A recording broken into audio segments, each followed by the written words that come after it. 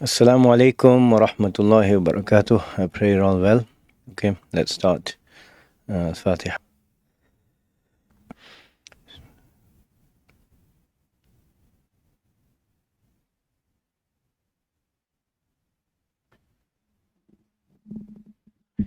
Bismillahir Rahmanir Rahim. Alhamdulillahi Rabbil Alameen.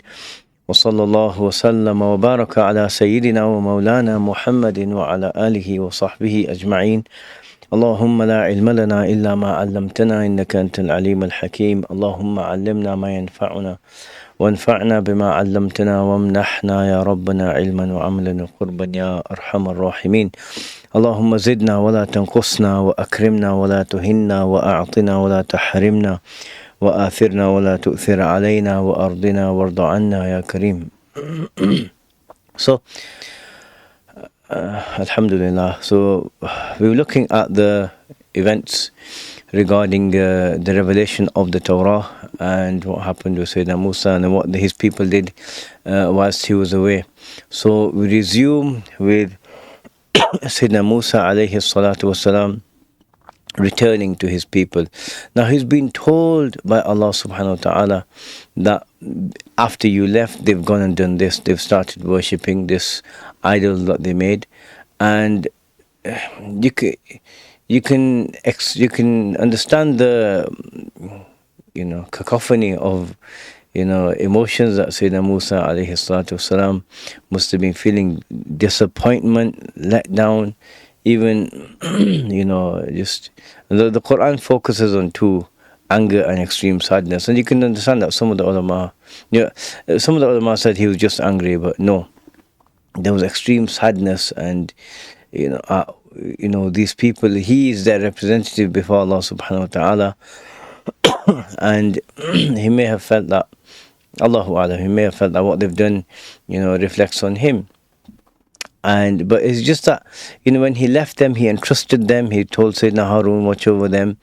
And so Sayyidina Musa alayhi salatu wasalam didn't know what was happening down there. And when you find out about something like this, something that's gone against the very foundation of what he's been trying to teach them about Tawheed. It was only recently where they've been saved from Fir'aun, and then just after that they saw people worshipping idols and they asked for an idol, and he told them off, right? He rebuked them.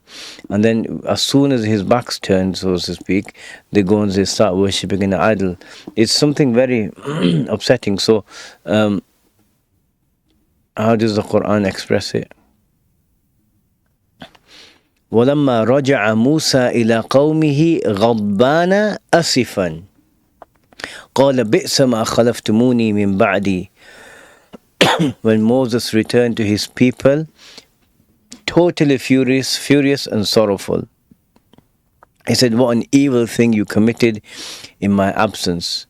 أَعَجِلْتُمْ أَمْرَ رَبِّكُمْ, did you want to hasten your Lord's torment? Interesting translation there. وَأَلْقَى الْأَلْوَاحَ وَأَخَذَ بِرَأْسِ أَخِيهِ يَجُرُّهُ إِلَيْهِ. Then he threw down the tablets and grabbed his brother by the hair, dragging him closer.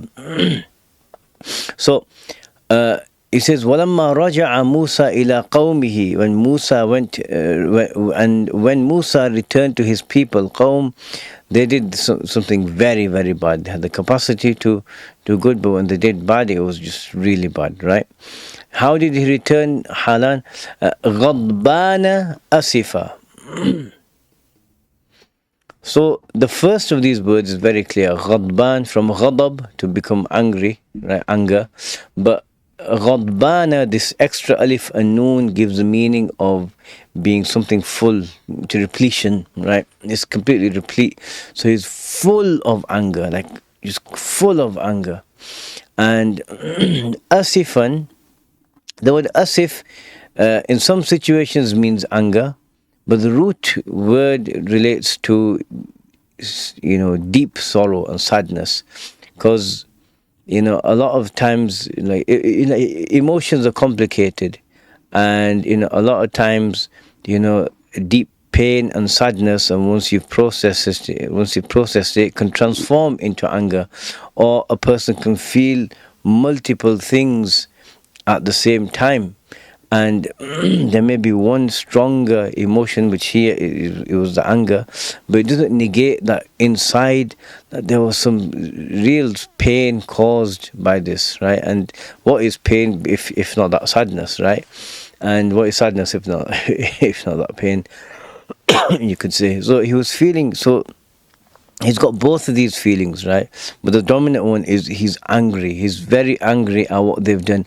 Anger for the sake of Allah subhanahu wa ta'ala, because they haven't he personally, they haven't harmed him physically or personally, but and he doesn't know yet what they did to Sayyidina Harun, but it's anger for the sake of Allah. It's what they call, righteous, anger. It's for this, it's right in its proper place, and when when you direct it in a proper way. That's what, Imam al-Ghazali says, that Allah created it for a wisdom. If people didn't get angry, you wouldn't defend yourself, you wouldn't defend things that are sacred and sacrosanct, right?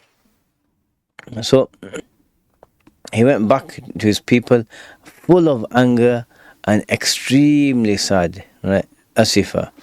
And so he said, قال بئس ما خلفتموني من بعدي. بئس is a word of criticism. When you use to criticize something, it's the strongest word of criticism in the Arabic language, just as its opposite. Ni'mah is the strongest word of praise. So he says in the translation, one evil thing you have committed in my absence. But it says, بِئْسَ مَا خَلَفْتُمُونِي. What a terrible and horrible way you have represented me after me.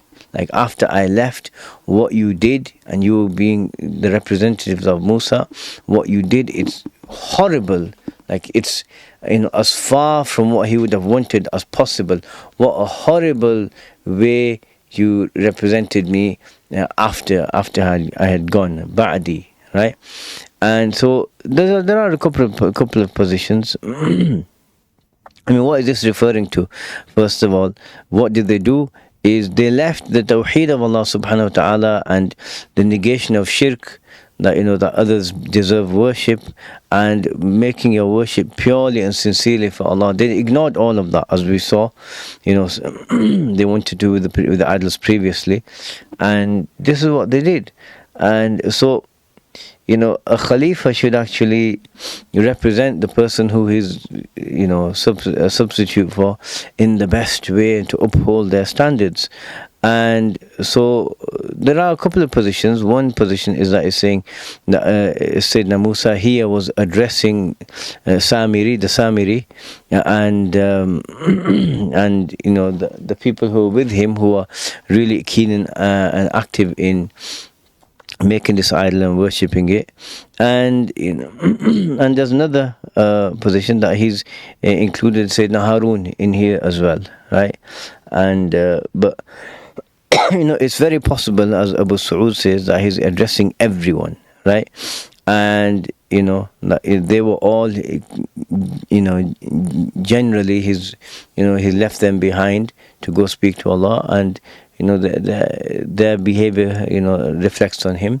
And obviously Harun alayhi salatu wasalam was there as his appointed representative, but they were meant to obey Harun alayhi salam. Then he said, أَعَجِلْتُمْ أَمْرَ رَبِّكُمْ. Right? Did you think your Lord's matter? One interpretation is that, did you think it's deficient, so you had to go do something to to complete it, right? And you think, or you could say, did you hasten your Lord's matter? Did you think that it wasn't happening soon enough, so you thought you'd go do something instead? That Sayyidina Musa has gone, he's taking too long, so they decided to worship something else instead. That's another way. In the few sources that I consulted of the tafsirs, I didn't see that. Did you want to hasten your Lord's torment? Maybe it is another position. Allah subhanahu wa ta'ala knows best. But he's saying Allah called him to give him this pledge, this covenant, this sacred text. And did you think that it's taking too long, so you decided to make up your own religion in the meantime? and then he says, وَأَلْقَى الْأَلْوَاحِ, and then he threw down the tablets. There are two positions here amongst the ulama. Most of them seem to go with that he actually had some tablets and he threw them. And there is a narration from Sayyidina Abdullah ibn Abbas who ascribed it to the Prophet, saying that he did throw them and one of them broke. Allah knows best. Imam Al-Alusi has another position which says that he was there and he wanted to go, grab Harun, as we'll see, alayhi salatu wasalam. And so he was in such a hurry that he put them down really quickly and then went and grabbed Sayyidina Harun's hair and beard, as we see. And so because of his hurry to put them down, Allah subhanahu wa ta'ala used the words throw or cast down, alqa, to throw, metaphorically, to show just how eager he was to put the tablets down so he could address this matter. And that's really is more in line with how you'd expect things to go. Both are possible. Allah subhanahu wa ta'ala knows best. Allah knows the reality of it. Imam Alusi's position does show more adab in this matter, and that's probably what Sayyidina Musa did, alayhi salatu wasalam. The other narration is a bit weak, and Allah knows best. Allah knows best. But anyway, وَأَخَذَ بِرَأْسِ أَخِيهِ يَجُرُّهُ إِلَيْهِ, and he seized the head of his brother, meaning by the hair, and he was pulling him towards him. Excuse me. So and he was pulling him towards him. In some narrations, in other verses, it was clear that he held his beard as well, and so he was pulling him with his head in his beard, dragging him closer. Why is this? He's angry, and he's directing his anger towards Sayyidina Harun, who was the representative. Like, you were the one, he's pointing to Sayyidina Harun, saying, you are the one who I left behind to ensure that they didn't do anything wrong. And what happened, right? So Sayyidina Harun, alayhi salatu wasalam, he says, قَالَ ابْنَ أُمَّةٍ, Aaron pleaded, O son of my mother, إِنَّ الْقَوْمَ اسْتَضْعَفُونِي وَكَادُوا يَقْتُلُونَنِي, the people overpowered me and were about to kill me. وَلَا تُشْمِتْ بِيَ الْأَعْدَاءَ وَلَا تَجْعَلْنِي مَعَ الْقَوْمِ الظَّالِمِينَ, so don't humiliate me and make my enemies rejoice, and nor count me among the wrongdoing people. So Sayyidina Harun did his best. And we'll see that the next, Sayyidina Musa believes him, and Sayyidina Harun, as a prophet, would only speak the truth. Sayyidina Musa believes him, and the next verse he asks for forgiveness for himself and Sayyidina Harun. But he did his best. And he said, Ibn Ummah, and he calls on him by, O son of my mother, meaning the person who most deserves, your good treatment and kindness is your mother, and you're the son of my mother. We have the same mother.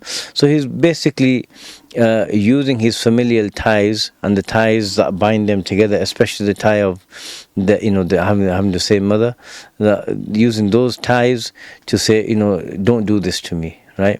And this is Sayyidina Harun was 3 years older, and he had a slightly different temperament. And Sayyidina Musa alayhi salatu wasalam,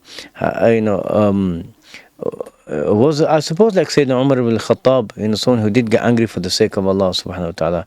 It wasn't, as other people get angry, when it's for their own, the sake of their own egos or whatever. But no, there is this intense anger, but it's only there for the sake of Allah subhanahu wa ta'ala. So he says, he really emphasizes this, and based on what came before, he's saying, here's my explanation. إِنَّ الْقَوْمَ اسْتَضْعَفُونِ, he uses the word qawm as well for strength. Now these people treated me, saw me as being weak and treated me like this. How much can one person do against, thousands, right? Or hundreds, or however many there were, and they dominated him, they overpowered him, and clearly, he must have been, if they were on the verge of killing him, then Sayyidina Harun alayhi salatu wasalam must have been quite vehement in trying to stop them.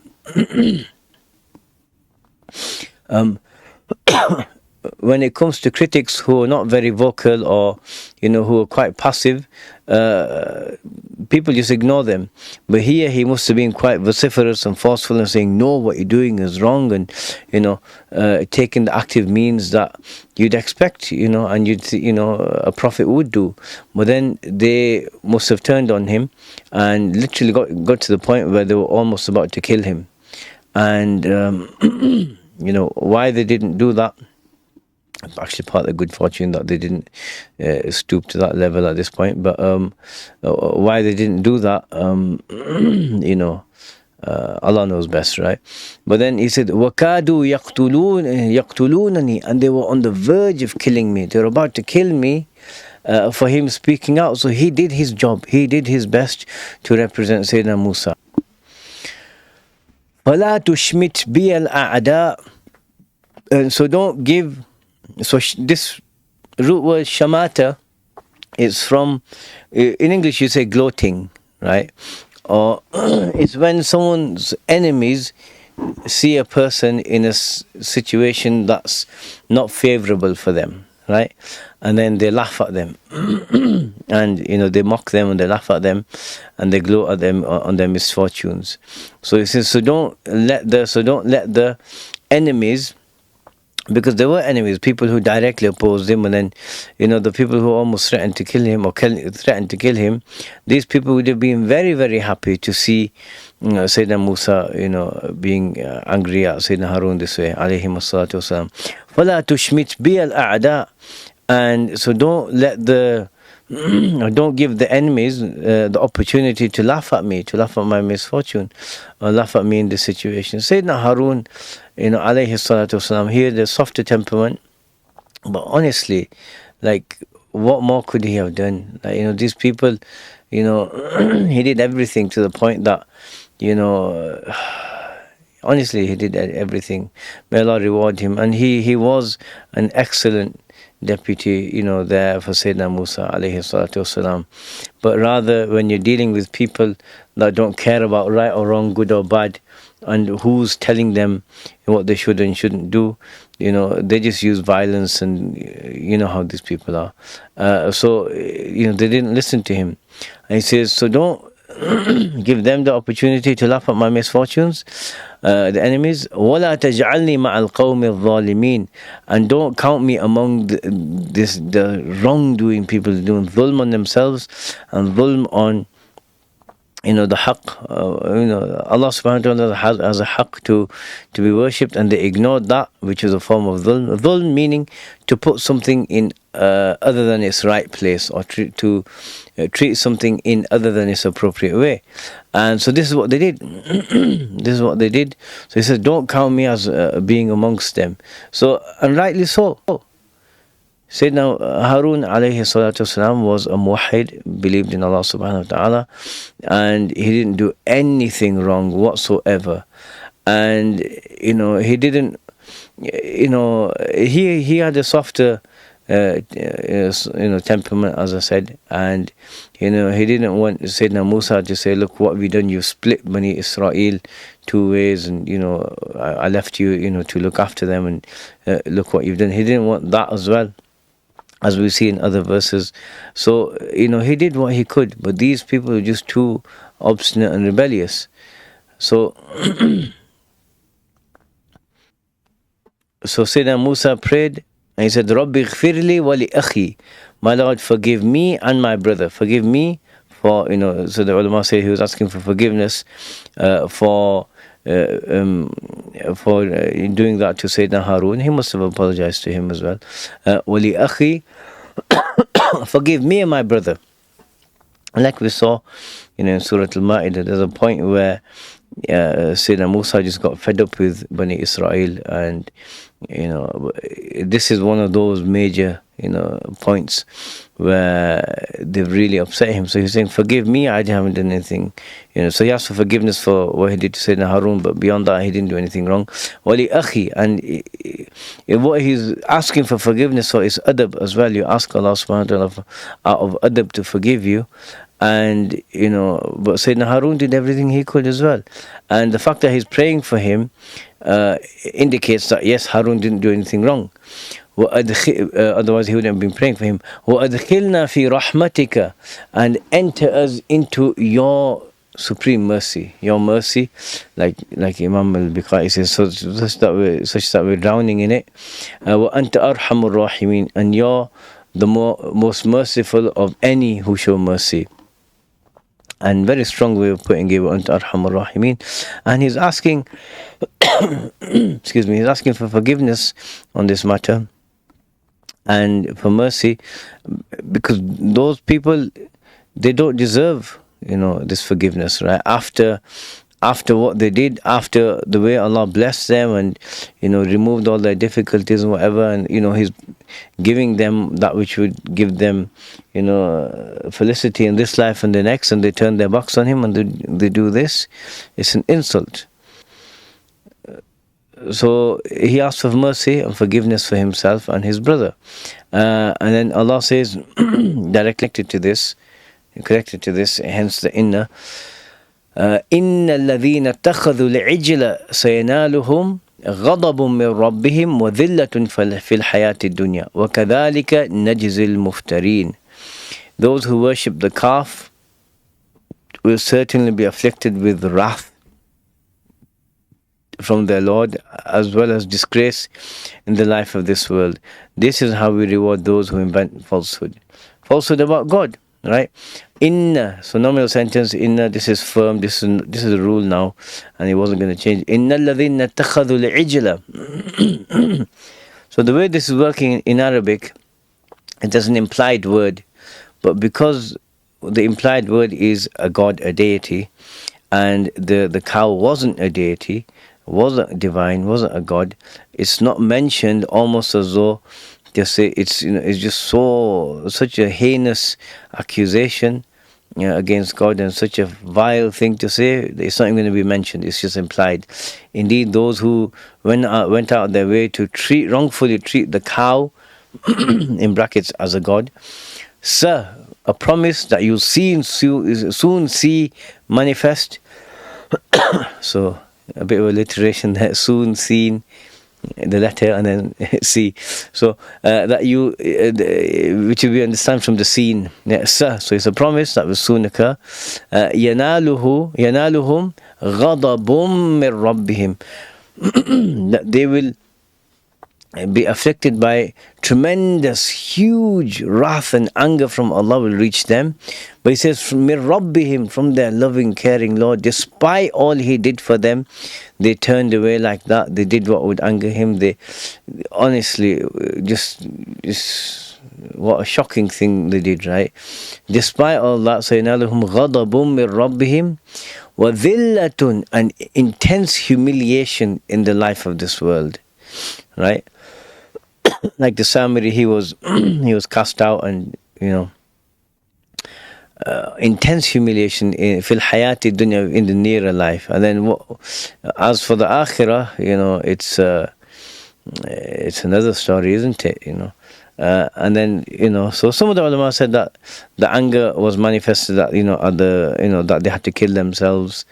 The way that's understood in a few ways, where either those who didn't worship the cow killed those who did, or those who did have to kill themselves for their tawbah to be accepted. And he says, kadhalika, in that scary way, najzil muftareen, do we recompense. So it's not a punishment that's come down for no reason, rather it's a recompense. They deserved it, so that's why they got it. كَذَلِكَ نَجْزِي الْمُفْتَرِينَ افتراء, those who go out their way to make up these lies knowingly, willingly. So iftira is to cut a piece of leather, fariyul jild. So you like to make some shoes or something, you do that right, precisely, because you don't want to waste the leather. So knowingly, deliberately, willingly they did this. So this is how Allah subhanahu wa ta'ala recompenses them. So let's stop here, and we'll look at the continuation of this next time, inshaAllah ta'ala. وصلى الله على سيدنا محمد وعلى آله وصحبه وسلم والحمد لله رب العالمين.